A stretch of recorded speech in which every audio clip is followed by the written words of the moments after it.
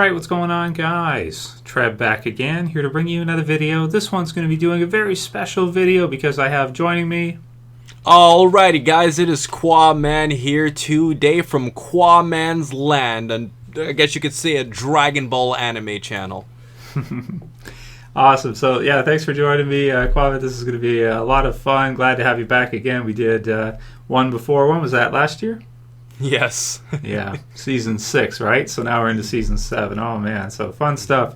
And yeah, so for today we're going to be doing kind of a usual Walking Dead video. He's going to be joining us, and it's going to be fun. We're both going to give our thoughts, and we'll do kind of like usual Q&A type of deal, and he's going to give his thoughts on each question, and we're just going to have a collaborative discussion on everything.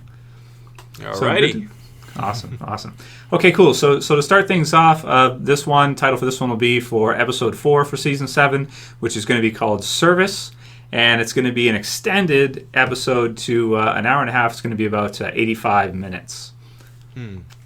Pretty awesome, I think right? that's interesting because that actually reminds me of that episode where Morgan, and he pretty much we found out the story about him and his trainer who unfortunately passed away. Mm-hmm. Yeah, good call. Yeah, that's Here's Not Here. That's season 6. And yeah, that was extended, wasn't it? Yeah.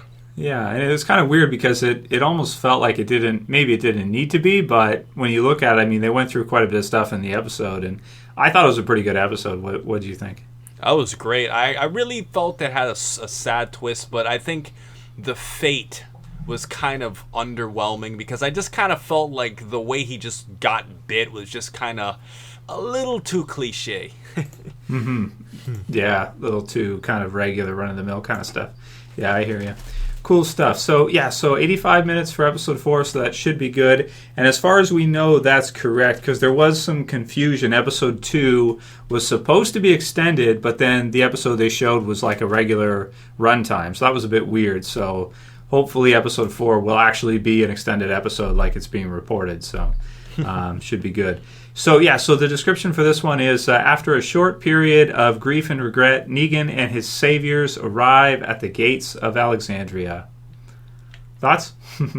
Well, the thing is, Trev, I always found this kind of interesting because you remember right after episode 1 aired, it was kind of funny because they were showing next episode previews.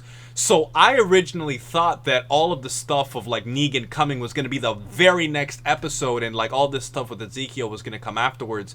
So that actually kind of caught me off by surprise. But I think this is really cool, Trev, because now we're going to see Rick and his response, more so to, everything that's going on, the recent deaths. And I think that everybody kind of wants to get back to the actual, Rick group and stuff, because obviously Daryl's been captured, and, previously we learned about Carol and Morgan and Ezekiel. So I think everybody's going to have a lot more hype to see, the group's reaction.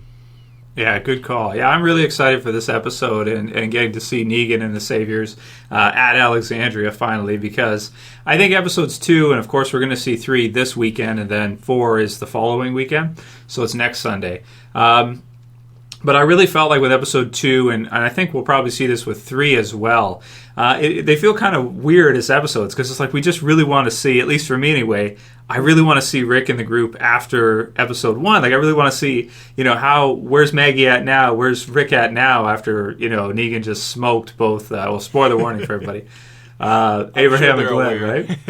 Yeah, exactly, right. I try to be careful, but the whole world knows about it now anyway. But it's just such a weird change of pace. What did you think of episode 2, by the way?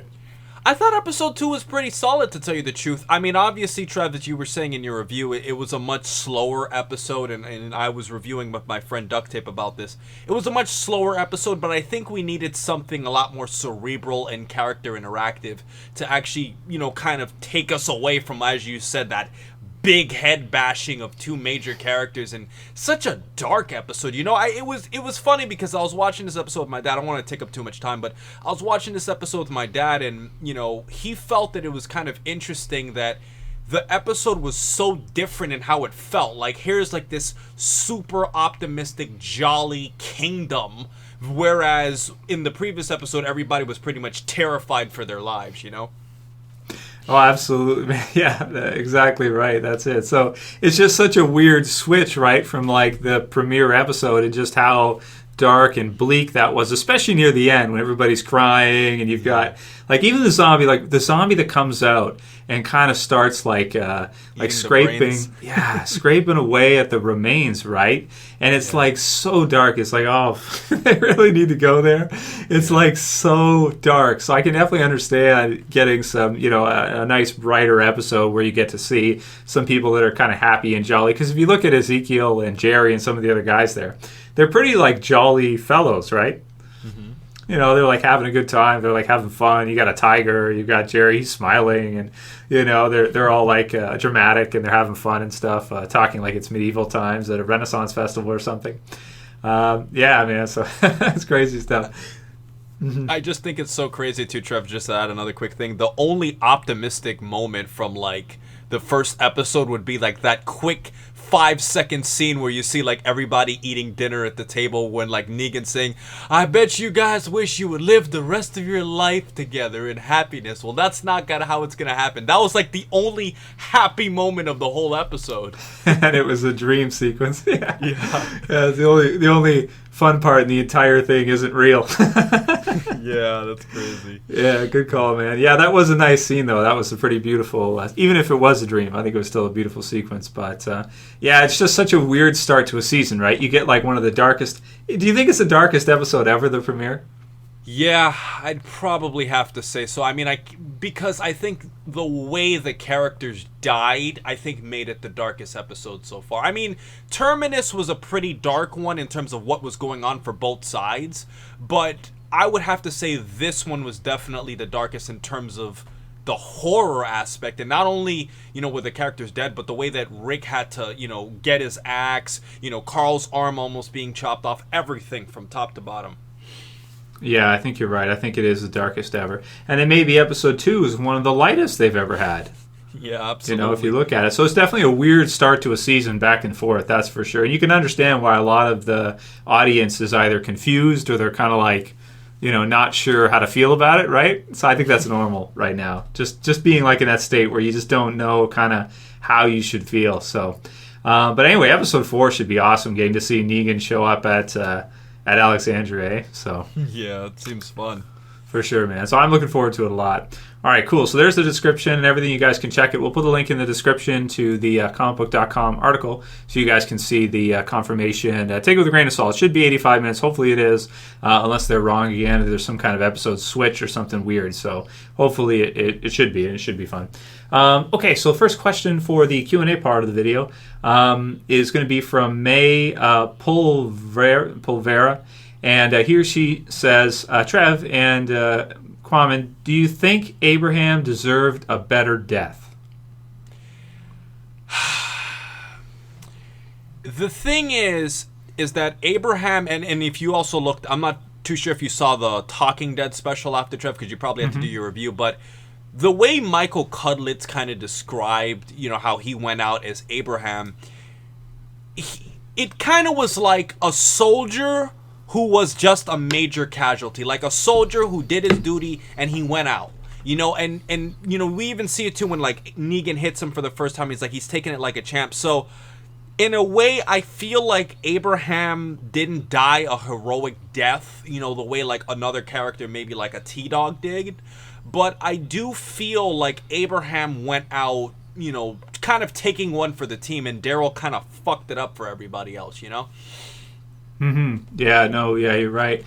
Yeah, that's a good call. It wasn't really a heroic death. It was kind of a sacrificial, I suppose, kind of death that he kind of... Yeah, he took it for the team, and he looked straight at him. He didn't show any fear, and as a result, he was chosen, right? But, he did get to do the peace thing. He did get to tell him to suck his nuts, so that was fun.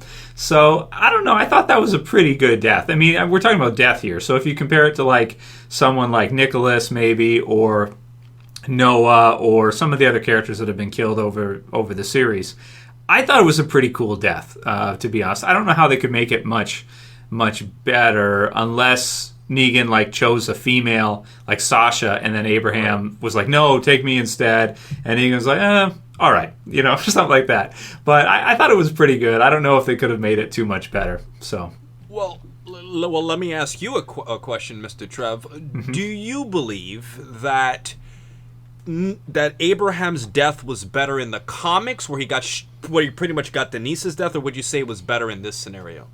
Oh, that's a great one.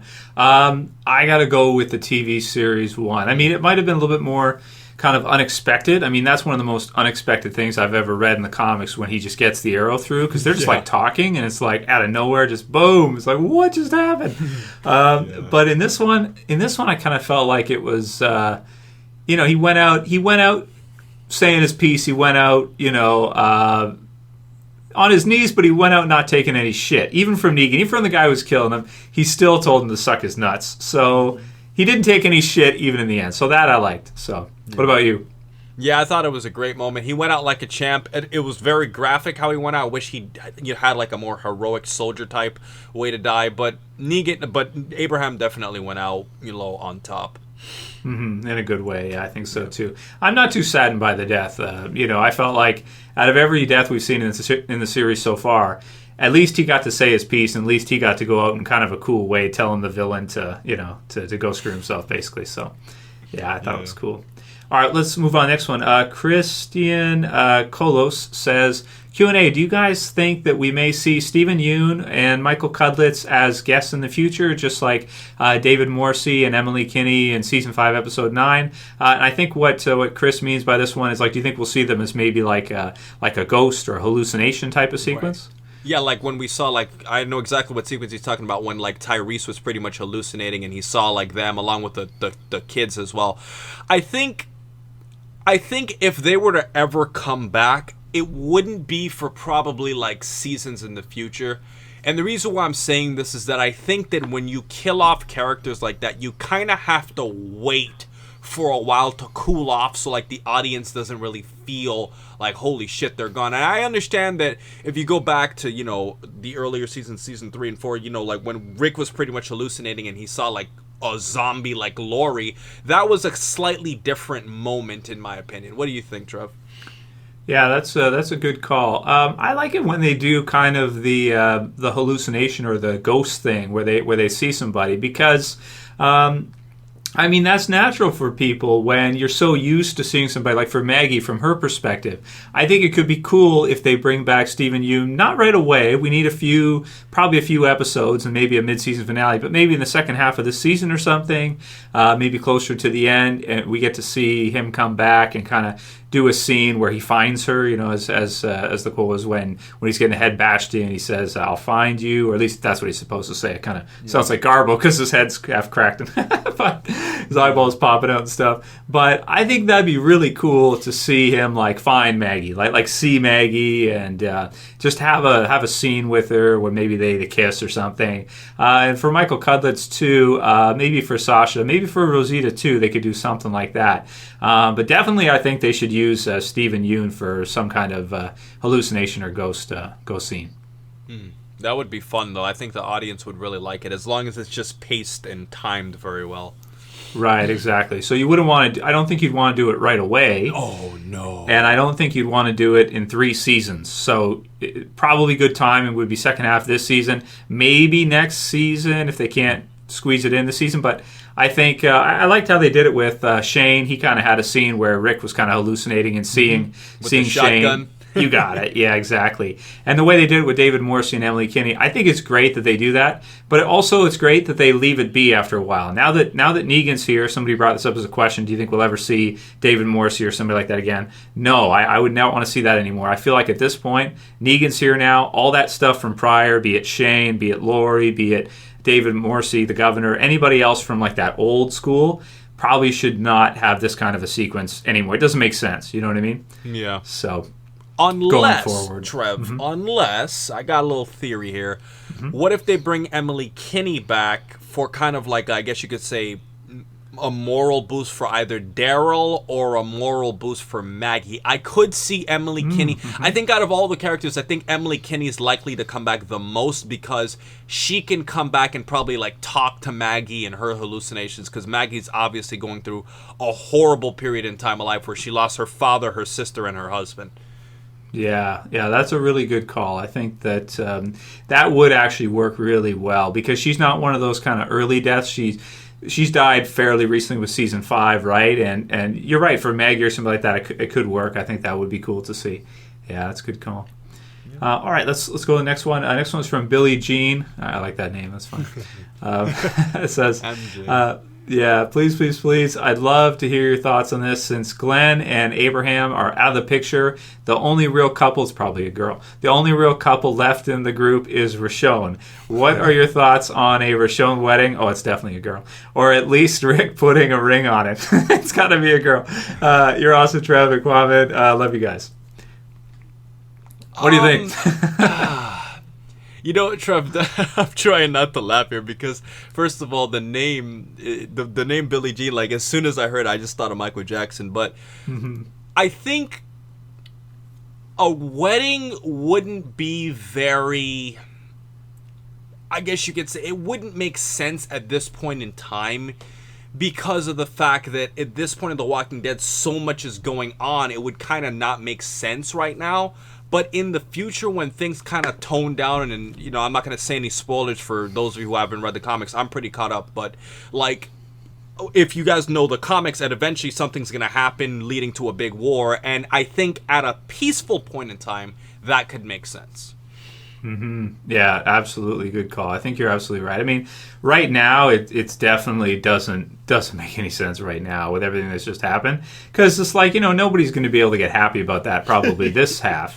Exactly. So maybe in a couple seasons, it probably makes sense. Maybe season 9, season 8, season 10, one of these in the near future, but not right away. But that's an interesting insight that she pointed out, that's like really the only couple right now that's kind of left. That 2 couples in that episode also kind of died, right? Yeah. I hadn't really thought about that, because when you lose Glen and Abraham, those are 2 core couple concentrations in the show, where a lot of scenes will be like, romantic scenes between Glen and Maggie, or recently Abraham and Sasha, and now obviously you're not going to have either of those. So. Carol and Ezekiel, you never know, though, bro. Yeah, I think you're right. I think that's probably what we'll see next is them. And who knows, maybe Rosita. I don't know. I don't really like Rosita and Spencer, but we'll see. I've always kind of thought that we'll probably see down the road Daryl and Rosita. I don't know why. I think that makes sense. Yeah, it could be. Maybe. We'll see. Next one's from Kem Adef, and he says, Q&A question, do you guys think, who do you think is better, Greg Nicotero or Tom Savini? And I'll give you some background if you're not familiar with Tom Savini. So he's kind of like one of the older, he's kind of one of the first, I think he was actually Greg Nicotero's mentor, I think. He did the zombie makeup in that for the Dead movies. So that's like some of the, like, I think Dawn of the Dead, Day of the Dead, those type of movies, the George A. Romero. I don't know if he did Night of the Living Dead, because that was on a low budget, and that's like long time ago. But anyway, he worked on some of them, and I think Greg Nicotero worked with him on it, and then eventually Greg Nicotero kind of took over. So it's kind of like, who do you think is better in terms of the zombies? Do you think that the zombies look better in Walking Dead, or maybe they look better in the Dead movies, Romero Well, stuff? Here's the thing. I'm actually familiar with those. Me and my dad love a lot of those old zombie classics. I mean, obviously, based off of timing, I'd probably have to go with Greg Nicotero, because one thing that I really like, Trev, and you've talked about this in your videos before, is in The Walking Dead, we see more of a transition of the zombies, like how we see them, they look pretty decayed at first, but like over time, like they look like super, like really fucked up decayed. And I think that the way you see the transition in the zombies over time, I would probably have to go with Nicotero. Yeah, I think that's a good call. I think I agree with this one. I think the student has surpassed the teacher. I think that Nicotero is pretty much the master. I mean, everybody's got to have a mentor when you start, that kind of thing, but I think he's just taken it to the next level. I mean, if you look at everything in all the Walking Dead seasons, and like you said, how they've decayed, and some of the effects, and not even always zombies, like even just the head effects of kind of the Glen eye pop and everything. I mean, that shit is crazy. Like that shit is awesome. Like however he manages to figure this shit out and make it look like someone just got smoked in the head with a bat, and it doesn't look like it feels real. It doesn't feel like when Abraham gets hit the first time and the blood pours down, it's not over. Yeah, it's not over. And also, he doesn't just hit him once. Like, if you're watching a cartoon or something, maybe a character just gets hit once and then their head caves in or something like that. If you're watching an old, I don't know, Looney Tunes thing or something. Lumps. Yeah, exactly, right? In this, or even in another show, like you'll see sometimes in a TV series, someone will get hit with something and they'll just die right away. He smokes them. Like, he hits him once, there's some blood coming down, then he hits him again, and and he continues until it's eventually like mush at the end. But wow, I mean, and if you look at some of the kills too, like if you look at Noah when he gets stuck against the glass in the revolving doors, and the zombies are ripping there's one that like grabs his cheek and like fish hooks his cheek off, and it like stretches, and the zombie rips his like face off. It's so brutal. It's crazy you're saying that, Trev. I think Noah's death. I mean, obviously Negan and Glen are up there, but like, Noah's death is probably one of the more graphic, iconic zombie deaths in the whole series. I mean, just the way you see his like facial reaction as he's being ripped apart, like that was just creepy. Oh yeah, no, you're absolutely right. I remember after when I was doing the review and stuff after that, it just exploded because it wasn't even that he was that huge of a character. We've seen bigger characters killed. We've seen Murrow, we've seen other characters. It's always big when you have a pretty big character. He's like a seasoned character, right? Like he isn't even in the show for, like Abraham's been in the show for years, but he was only in the show for like maybe like 1 year, you could say, with a season, right? Yeah. But the way that he was killed just made everybody react, like gasp, like holy shit. The zombies are not something you can just kind of brush off like, oh, they're not a big threat or it's no big deal. Definitely you don't want to get stuck with a whole bunch of zombies on you and not have a weapon and a revolving door set or something. Crazy stuff. Yeah. So for Cam, we're going with Nicotero for sure. All right, next one's from a role player named Negan, and he's even got a picture of Negan in his profile. He says, "Hey Trev and Quaaman, did you notice that in the opening credits when it says Jeffrey Dean Morgan, you can see an iron by the fire?" I actually did notice that, so that's a cool call out from him. I'll have to look again and see. But that's kind of cool. And for anybody who's not kind of in the loop and kind of why an iron matters or whatever, Dwight's face, right? He's gotten, as you probably know this, Quaaman, but anyway, Negan takes the iron and burns Dwight's face. So it's kind of cool that they put that in the intro. They would put an iron in there if that's true. So yeah, and he pretty much did it as punishment.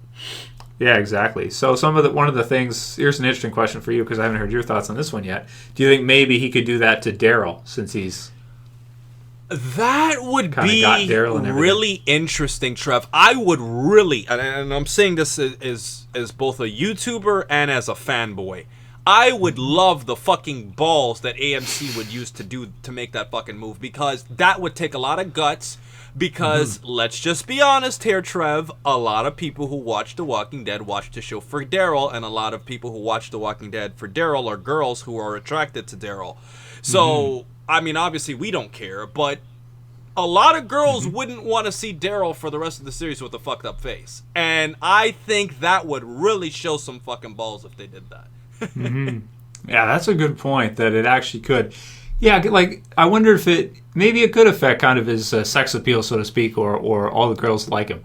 I think they might like him even more if he did that, though. I don't know. Sometimes it's hard to tell, because it's kind of like, what do you like better? Do you like Daryl in season 1 or 2 when he looks kind of clean and he's showered and stuff? Or do the girls like him better in season 5 and 6 and 7 when he refuses to shower, and he's just like, and to my surprise, I think they like him more now than when he took care of himself a little bit better, you know what I mean? Yeah. So, yeah, that you're right. That would take a lot of balls. Maybe it would be worth it. I don't think they're going to do it, but maybe that would be cool if they did. That would change. Cool, yeah, that'd be cool to see how the girls react when that happens. They'd probably gasp. There'd probably be reaction videos all over YouTube for it. So, next one's from John Snow Rules, and he says, I think the timing couldn't be more perfect with Maggie saying to Dante, Glenn will always be her husband, with him having recently died in the TV show. So let me give you a little bit more background to anybody. So Dante's a character in the Walking Dead comic book series, and he's kind of made some advances on Maggie in the comic book series now. But she's denied them because she still sees herself as married to Glenn. So I think that's kind of cool that she personally has kind of pushed back right off, even though maybe she does like him or whatever, but she still sees herself as married. And it happens to sync up well. This wasn't an issue. It was just released 2 days ago. But it syncs up well with the TV series with Glen just dying just recently. Any thoughts on Maggie possibly having a relationship in the future or this kind of thing? It's kind of funny you're saying that, Trev. I actually read that issue about 2 hours ago, before we recorded this. And the interesting thing is that I really think it shows how much Maggie still, cares about Glen, considering the fact that, although some time has passed, I mean, Glen was pretty much her whole world, So for her to say that, I think kind of shows you how much she truly was in love with him. And the fact that she's being resistant in a world that really doesn't have a lot of male options to pick from really shows how much she cared. Yeah, that's a great point. I agree with you. I think it's really cool that she's pretty much letting it be known that she's not dating anybody. She's still married and that kind of thing. Because if you think about the zombie apocalypse 2, time doesn't pass that fast in The Walking Dead, right? Like if you look at the timeline from season 1 until now in the TV series, 7 years has passed in real life, but in the TV show, it's only been a couple years of the zombie apocalypse. So, I mean, if she loses her husband, even a couple years down the road, you still probably wouldn't just start dating around in 2 years after your husband dies. You know what I mean? Yeah. So, kind of brutal. But I like that. I respect that she's not going to do that. So, yeah. Next one's from Angus Johnson. He says, Q&A question, do you guys think Eugene will become more of a warrior after his friend Abraham's death in the show? Yes, but not... Well, Trev, obviously, I'm not going to make any spoilers, but let's just say Eugene becomes a very resourceful character in the Walking Dead comic book series, and I'm sure you know exactly what I'm saying by that. He becomes a very, very, very important character. So, in a way, let's just say I don't think Eugene has to be a fighter to be impactful and to make his team more useful. I'll just put it that way because I don't want to create spoilers. Yeah, that's a good call. I agree with you, and I don't know if it will really empower Eugene to see something like that. I think that's kind of what Angus is getting at here with this question. I mean, he's a good friend, obviously. It's probably just going to make Eugene... Maybe it'll make him think twice about, like, okay, am I really like this? Am I really, a warrior like this? Or, as you said, am I somebody who maybe I can benefit the group better in a different way and be really important in a different way? So, yeah. Next one's from Ben Lowe, and he says, didn't the prison disease start when they ate pigs that had gotten ill off of walkers? I mean, the thing that I kind of thought about, because Trev, obviously there's a lot of science that goes into these things. Mm-hmm. I kind of wondered, in theory, if you cook something, does that really still mean it's going to be infected? Like, if you burn off certain parts, if you eat those walker-infested pigs, will it still affect you the same exact way? That's something I wondered, because it's dead meat, and it might be tainted, but will it really just flat out kill you right away if it's properly cooked? That's one thing I wonder. So, yeah, that's really tricky. I've heard people arguing about this one in the comments. I really don't know. Like, scientifically, some people say pigs can digest anything, and you could still probably eat them afterwards. So, yeah, that's tricky, right? But he is right that the disease in season 4 did start after, or at least they thought that they had got it from eating a pig. I think it was said outside of the show that maybe it was some kind of Spanish flu or something. Mm-hmm. Either way, pretty much I think what he's really asking is, do you think we'll see the saviors get sick after they ate the pigs that were eating walkers? I definitely think so at some point, because that's going to, in my opinion, I think that is used as a catalyst for Negan's character. Some people are going to get sick, it's going to piss off Negan, and then that's going to cause hell. Yeah, I think you're right. Because otherwise, why would they, if it didn't have any consequences, why would they include it, right? Yeah. So it's got to have some. And I think it'd be reasonable, too. I mean, if you eat something that's dead, and then somebody cooks you and they eat you, I mean, still, at the very least, you could get food poisoned, I would think, right? At the least. At least get sick, even if it doesn't lead to death. Because it doesn't take that much to get food poisoning. You leave meat out for too many hours and you can get, food poisoning from it, right? So, so. Next one's from Hari, and we'll do a couple more. Do you still have time? Yeah, we can keep going, cool. bro. All right, we'll do a few more. Next one's from Hari. He says, where do you think Season 7 will end off? Do you guys think it will lead into a new storyline, or do you think Negan and the survivors will take up more than one season of their story? Will it spill over into Season 8? Love the videos. Keep it up, dudes. I think, Trev, as I was saying before with the whole Eugene thing and why he becomes a very resourceful character in the future in the comics, I think that by the end of this season, because you remember, Jesus has another big role that he's going to, obviously inflict on the series too. I think what Walking Dead is going for is they're trying to set up the all-out war. I agreed with what you said in one of your previous videos. It's very hard for me to believe that they can conclude this whole Negan arc that quick. I definitely think this is a season and a half to maybe 2 seasons worth of content. Because think about how long the Governor lasted, Mm-hmm. Yeah, no, you're absolutely right. They went through the Governor storyline really, really fast. So we'll have to see how this gets translated. But I would think, like, after what we just saw and Negan kind of, coming to visit and doing all this stuff, I would think that the war, and also with the pigs too, and the kingdoms kind of starting shit with them by feeding them, tainted meat, so to speak. I can't see the war not kind of starting, or the survivors not trying to start to fight back. This, like, I would think they would have to kind of start fighting back this season at some point, right? Yeah. I would think. So probably I'm thinking like maybe 2 seasons, maybe a little bit more than that, but that's probably going to be it. So. Yeah, at least for this part, and then we'll see what they have after that. A lot of people are going to die, my friends. Pretty much guaranteed that, yeah. But I think after the premiere, we might not see that many deaths for a little while. What do you think about that? Well, yeah, definitely. I think that they've got to cool it off. I was just saying, once that war starts, guys, there's going to be casualties. Oh, yeah, absolutely. Yeah, good call.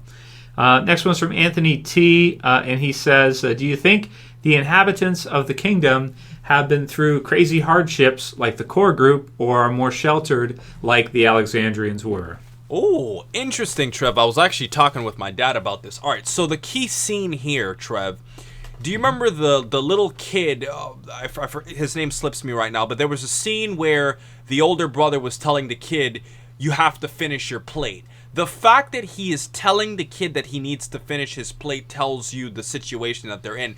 That they have such excess food that he's telling him, you have to finish your plate. That's such spoiled, like, super, first world, standards. And the fact that that scene took place there, and the fact that, everybody seemed so happy and was so willing to share stuff, that told me that they're definitely significantly more spoiled than maybe even the Alexandrians, because the thing that we got here, Trev, is that it seems like the kingdom is more prepared to fight, but also is spoiled and pampered. So it's like they have a somewhat fighting force with being pampered at the same time. You know what I mean? Oh yeah, absolutely. Yeah, no, I agree. I'm exactly what you said with this one. I think that they probably, if you were to compare them, I think they'd be somewhere in between the Alexandrians prior and then when the Rick's group survivors. So they're definitely not as hard as Rick's group and the survivors, and they definitely have not been through that kind of hardship, I don't think. But I think that they're probably closer to the Alexandrians of prior, before sort of No Way Out and all this stuff happened. And the wolves attacked and all that. They're probably closer to them, somewhere in between. I'd say closer to the Alexandrians. Yeah, like they're pretty pampered. They've been through a little bit more, I think, than the regular Alexandrians, because they've met Negan, they've met the Saviors, they know what's going on with that. So they probably had a little bit harder time than Alexandria, the original inhabitants of Alexandria, but definitely not as bad of a time as I think our survivors have. Well, how would you compare the kingdom to the colony, Trev? The colony? Hilltop or Hilltop? Yeah. Okay, Hilltop colony. Yeah, I got what you're saying. Yeah. Okay. Yeah, that's pretty tricky. I'd look at them as pretty close. I think the Hilltop is one we don't know too much about, and a lot of the characters there seem like they're very similar to kind of Alexandrians, where they haven't fought that much, but a few of them can fight if they need to, and they have Jesus, so he's pretty tough. So and sneaky too, right? So I think the Kingdom and the Hilltop Colony are probably pretty close. Yeah, I think so. That's a good call. Yeah. What do you think? Good stuff. Yeah, I think so. I think that's probably a good call. That they're probably closest of anybody to kind of where the Hilltop is at. Yeah. So, cool. I'd have to agree. Okay, next one's from Mike D. He says, the Atlanta 5 is now the Atlanta 4. Which one do you think will most likely die next? So out of some... I guess we'll do to make it easier. Out of the characters from Season 1, any of the characters that are in Season 1, who do we think will die next out of any Season 1 characters? I mean, it's interesting you're saying that because the Atlanta group is really small now, Trev. I mean, isn't it kind of incredible how many characters have died over time and you don't even realize it? It's kind of crazy to think that we're down to that small amount. But out of the Atlanta 4 that's left, I mean, what do we got? We got Carol, we got Rick, we got Carl, and Daryl. So, I mean, fuck. I don't want to answer this question because it sounds so depressing, but I'd probably have to say Carol, and I know that Robert Kirkman has said before that he's fallen in love with Carol's character, but I mean, who else? Daryl is a fan favorite, and if he was to ever die, it would be a very far point in the future when the show's almost done so that the fans can't complain. Rick's the main character who he's hinted at that he may be willing to kill in the future. Carl is pretty much a pseudo main character, so it's like you're saying you can't kill Goku and Gohan at the same time. Right. So it's like I have to go with Carol by default. I guess we could throw Morgan in there too, since he's kind of come back now. Yeah, I guess if you count Morgan too. Morgan, actually, no. I would actually say Morgan is more likely than all of them because I think this whole personality and super tame approach of Morgan's going to come back to bite him. And also, let's talk about this too, Trev. I mean, Morgan's character in the comics, you know, I mean, I don't think it's a spoiler, but he already had his fate at some point. So I would say Morgan if you count him as an Atlanta person. Yeah, I agree with you 100%. I'd go with exactly the same as what you said. I'd probably go with, if you count Morgan, he'd probably be most likely, and then probably Carol, and then all the others after that. So, when somebody asked, who do you think will survive longest? I said I think probably Carl. Who do you think for that one? I think Carl. I think out of all the characters, Carl, only because, you know, he's Rick's son, you know? So, I mean, if there's going to be somebody who's going to outlive Rick, it's his son who's a lot younger. Yeah, I would think so, yeah. Some people think Rick will probably survive longest, but I'm like, well, it just seems so easy that Rick would be killed off at some point, in the future, obviously, and then Carl would kind of take over. Like you brought up, you know, if you go with Dragon Ball, you know, eventually you have Goku die and Gohan kind of takes over. So, obviously, in The Walking Dead, characters can't come back from the dead. There's no Dragon Balls. There's no do-over. Yeah, there's no Control Z. There's no undo Control Z. So once it's done, it's done. And then we had somebody say, yes, Topia said, Morgan will die. I call it. He will advise Rick with being more peaceful when he gets shot or bitten, and Rick won't kill Negan. So he's kind of agreeing with us that he thinks, I guess, Morgan is probably the next kind of big character death out of the original characters. Here's the thing, Trev. You see, the thing with Morgan is that, you know, obviously the comic books, you know, there was obviously less time in between, you know, Morgan's hiatus, and I understand that the actor who plays Morgan, his name slips me right now, but he had to take a hiatus because he was doing other shows. And that kind of tells me, Trev, that if he took a hiatus, that means that his story arc isn't finished. You know, the whole thing with his trainer that passed away, you know, he lost his son, he really hasn't developed a romance. I feel like Morgan's story is way too incomplete to just kill him off. I really don't feel like Morgan's done much, to tell you the truth. He's been back, but what has he really done, you know? Yeah, I agree with you. I think there's more for him to do.